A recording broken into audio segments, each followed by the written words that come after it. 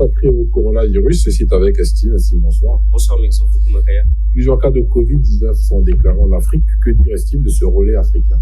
Alors déjà, il faut noter que l'Afrique n'est plus épargnée par justement le coronavirus ou Covid-19. Il y a beaucoup d'informations qui émergent et qui signalent des cas ici et là, alors que jusqu'à récemment, l'Afrique était considérée comme étant un continent à l'abri du coronavirus. Aujourd'hui, ce sont au total un peu plus de 10 pays, 18 pour être un peu précis, qui recensent des cas confirmés de coronavirus. Ces cas varient entre 100 et 200. Il n'y a pas encore de chiffres exacts parce qu'il y a aussi des cas suspects qui sont parfois confondus avec des cas confirmés. Donc, c'est un peu la situation générale. Et en parlant du cas suspect, au Mali, par exemple, il y a également plusieurs cas qui ont été testés. Heureusement pour eux, tous ont été négatifs. Donc, il y a encore beaucoup de confusion autour. Mais en ce qui concerne le Congo, d'où nous émettons, il y a eu un cas confirmé. Cela a été annoncé par le porte-parole du gouvernement, le ministre de la Communication et des Médias, Thierry Mongala, qui d'ailleurs a indiqué que il s'agit du tout premier cas de contamination au Congo-Brazzaville. Le gouvernement congolais a par ailleurs annoncé des mesures dans un communiqué qui a été radiodiffusé. Ce premier malade détecté à Brazzaville est un ressortissant franco-congolais âgé de 50 ans qui est arrivé au Congo le 1er mars 2020 en provenance de Paris par un vol de la compagnie aérienne éthiopienne. Il a fait un bref séjour à Amsterdam, selon le communiqué qui a été lu par le porte-parole du gouvernement. Donc voilà, il y a même des informations plus avancées collectées sur les réseaux sociaux qui ont été confirmées par la ministre de la Santé qui dit que c'est un proche collaborateur du Premier ministre qui a été atteint par le coronavirus. Et cela n'a pas manqué de susciter des réactions sur Internet. Vous en doutiez certainement. Il y a par exemple Gaël qui a dit que même si l'état de ce malade de Covid-19 est stable, il est possible qu'il ait pu infecter d'autres personnes lorsqu'il est rentré au Congo, parce qu'il faut noter que ça fait plus de 14 jours qu'il est sur le territoire. Il s'est alors demandé, alors n'est-il pas rentré dans les transports en commun, par exemple, pour pouvoir se mouvoir avant qu'on détecte les symptômes? C'est vraiment la question que se pose cet internaute. Il y a aussi un autre commentaire qui nous vient cette fois-ci de Christelle qui dit que le coronavirus est déjà au Congo depuis 1960. D'après lui, le coronavirus est arrivé au Congo sous une autre forme, ce qu'il appelle la mauvaise gouvernance. Il s'est demandé pourquoi on a attendu 2 semaines pour annoncer. Cela sous-entend peut-être que le gouvernement n'avait pas encore pris les dispositions nécessaires pour déceler cette maladie, et il est fort probable que cette personne-là ait contaminé d'autres personnes. Donc voilà, là on revient un peu sur un même type de constat. Et Princilia, une autre internaute, qui a dit depuis le 1er mars, franchement, c'est sûr que ce virus est en train de se balader, se pavaner, et elle essaie de personnifier un peu ce virus et dire que il ne faut plus qu'espérer que Dieu nous protège. Visiblement, elle n'a pas du tout confiance au système de santé congolais.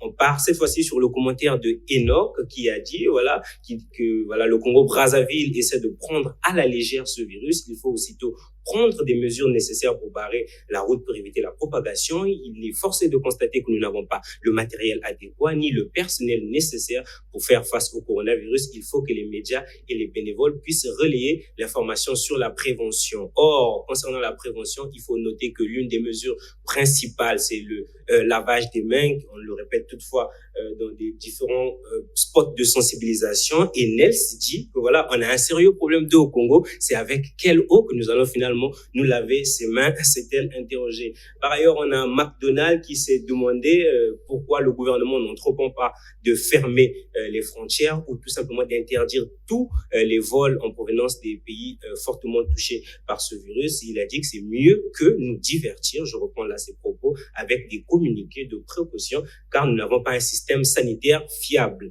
Et on termine avec un commentaire de Pascal BLG qui a déclaré que le Covid-19 ne résiste pas à une température de plus de 25 degrés. Le même cas qui est acquis une RDC s'est rétabli, donc il n'y a pas de quoi paniquer. Mais je tiens quand même à préciser que cette information est fausse. RFI a d'ailleurs déconstruit cet argument-là dans un article, donc faites très attention et méfiez-vous des rumeurs. Est-ce qu'il y a des raisons de s'inquiéter? Est-ce qu'il faut avoir peur finalement? Oui, je pense qu'il y a des raisons d'avoir peur, mais cette question a surtout été posée à la ministre de la Santé et de la Population, Jacqueline Ndiamikolo. C'était sur le plateau de la télévision nationale. Je vous propose de suivre cet extrait. Nous avons annoncé depuis hier le premier cas de Covid-19 dans notre pays, mais il n'y a pas lieu de s'inquiéter, il s'agit d'un cas importé. La personne dont il est question est entrée sur le territoire national le 1er mars 2020 en provenance de la France, à un moment où la France n'était pas considérée comme un pays à haut risque. Cette personne a quand même été soumise au contrôle d'usage et heureusement, cette personne est restée en contact avec les services de santé et au moment où elle s'est sentie mal, la personne a reconnu quelques symptômes, elle a contacté nos services et nous sommes en train de retracer tout le cercle familial, tout le cercle professionnel et tous les passagers qui se sont déjà manifestés pour la plupart. Certains sont étrangers, ont certainement déjà quitté le territoire national, mais de toute façon, les passagers qui nous intéressent le plus, ce sont ceux qui étaient assis dans la même cabine que la personne concernée et dans les sièges les plus proches. Et ceux-là, nous sommes déjà en contact avec eux. Il y a quelque chose quand même qui interpelle, c'est qu'elle dit que voilà, l'État est concentré sur les passagers qui étaient aux abords de la personne qui est considéré comme étant le seul cas confirmé. Et déjà, ce n'est pas du tout rassurant parce qu'on sait que dans les avions, il y a plusieurs points de contact déjà parfois dans les bagages et tout ça, les endroits où il faut stocker les bagages, nous sommes parfois appelés à se frotter avec des gens qui étaient peut-être au fond. Donc le fait déjà de le dire montre déjà une certaine incertitude réellement quant au tracking, on va dire, ou au suivi des personnes qui étaient à bord de cet avion. Mais en plus de cela, il faut également notifier que plus loin dans son intervention, la ministre de la Santé a dit que plusieurs centres de santé sont apprêtés. Donc d'après elle, pas de panique, c'est ce que vraiment elle a affirmé. Mais est-ce que dans les faits, on n'a pas des raisons de s'inquiéter? Ça, c'est une question qui a également interpellé la rédaction de Vox dans un article, un éditorial si vous voulez. Il a été déjà indiqué où on a rappelé au public que Air France continue avec ses liaisons régulières. Notez que la France est aujourd'hui considérée comme un pays à haut risque. En plus de ça, l'article signale aussi qu'il y a eu plusieurs mesures opérationnelles qui n'ont été prises que récemment au niveau du CHU. Est-ce que le CHU est prêt? Là, ça reste à démontrer aussi, mais surtout qu'il ne faut pas oublier que le CHU jouit d'une très mauvaise notoriété ou une mauvaise réputation, dans le sens où elle est même parfois considérée comme étant un centre hospitalier qui tue, donc CHU. Là aussi, c'est un véritable problème. Ça serait même difficile de rassurer les Congolais quant à la préparation de ce centre sanitaire-là. Mais en plus de ça, il faut également craindre autre chose parce que l'ambassade de France a décidé, par exemple, de fermer l'école Saint-Exupéry et également les instituts français. Il en est de même pour le lycée Charlemagne à Pointe-Noire. Donc, on nous présente un discours rassurant, mais lorsqu'on voit ce qui s'opère entre-temps, ça laisse vraiment à réfléchir. Et l'article de Vox nous rappelle aussi qu'au centre de mise en quarantaine de Kintélé, dans le nord de Brazzaville, les nouvelles là-bas aussi sont confuses. Il n'y a pas eu de témoignages, personne n'a voulu dire ce qu'il en est réellement là-bas. Là aussi, il y a un manque de transparence qui n'arrange rien à la situation. Et aussi, il a été indiqué que pour mettre les structures de santé, pour tester les cas suspects et permettre la bonne prise en charge du gouvernement, une bonne enveloppe a été remise au ministère de la Santé. Là encore, le montant n'a pas été révélé. Donc, c'est vraiment du flou sur du flou. Et peut-être même plus grave encore, c'est que la ministre, dans son intervention, dit qu'on ne doit pas s'inquiéter parce qu'il s'agit des cas d'importation. C'est un argument qui peut paraître fallacieux dans la mesure où partout où le virus se propage, ce sont des cas d'importation parce qu'on connaît l'origine du virus, c'est la Chine. Donc, s'il a pu se propager de la Chine et aller ailleurs, considérer ce premier cas comme un simple cas d'importation alors qu'il suffit d'une personne pour en contaminer d'autres, c'est vraiment une façon de prendre la situation à la légère car en réalité, elle est grave. Et disons que la situation est grave, moi, j'ai peur. En tout cas, c'est pas une peur pour inspirer de la psychose, non, mais plutôt pour éveiller les consciences. Je vais vous expliquer ici, il s'agit d'un avis personnel. Moi, j'ai peur. Pourquoi j'ai peur? Parce que,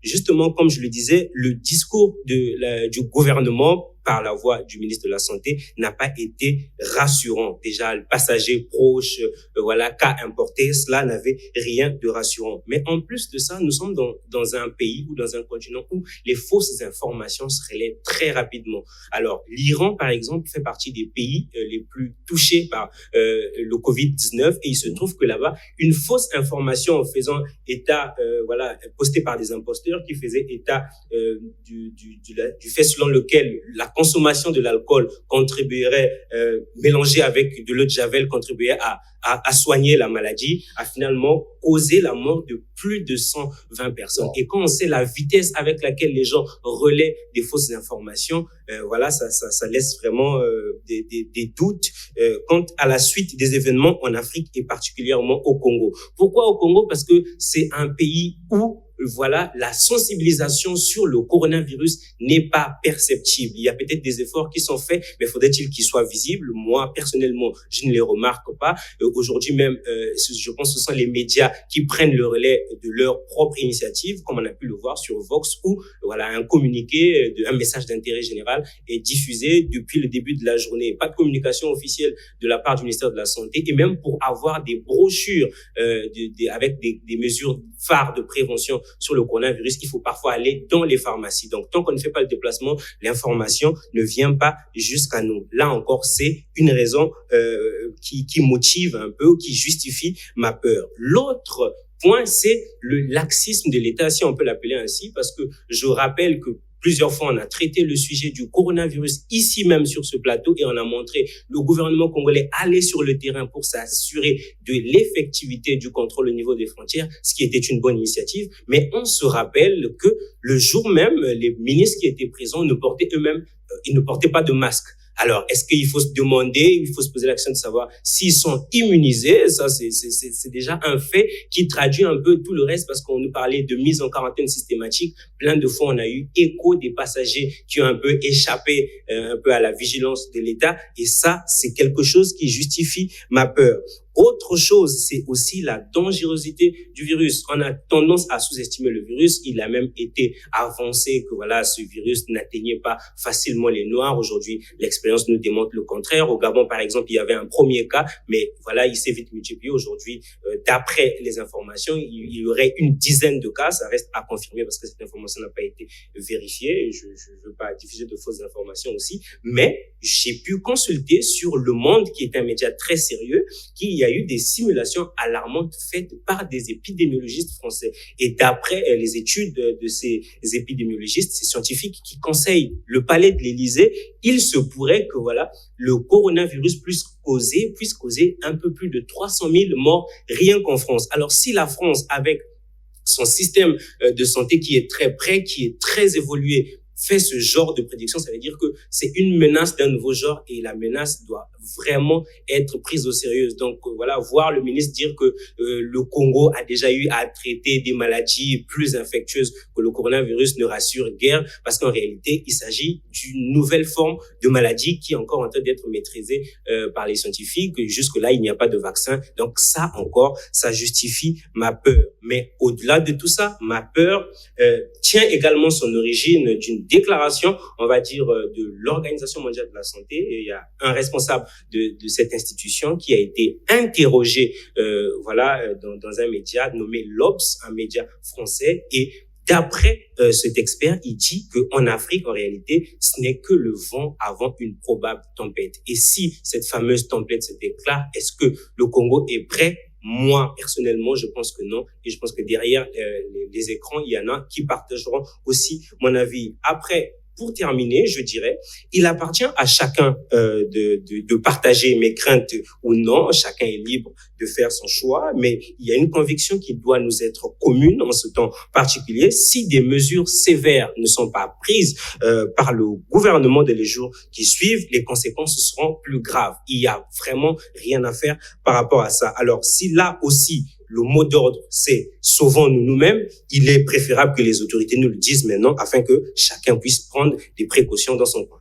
Et comment s'y prendre puisque l'arche de Noé n'est pas là pour l'instant? Déjà, malheureusement pour nous, pas d'arche de Noé et peut-être même aussi pas de canaux pour aller se réfugier ailleurs, mais il y a déjà des mesures de prévention qui sont relayées. Ici et là, les mesures principales sont justement le lavage des mains, le lavement des mains, je ne sais pas trop quelle est la bonne expression.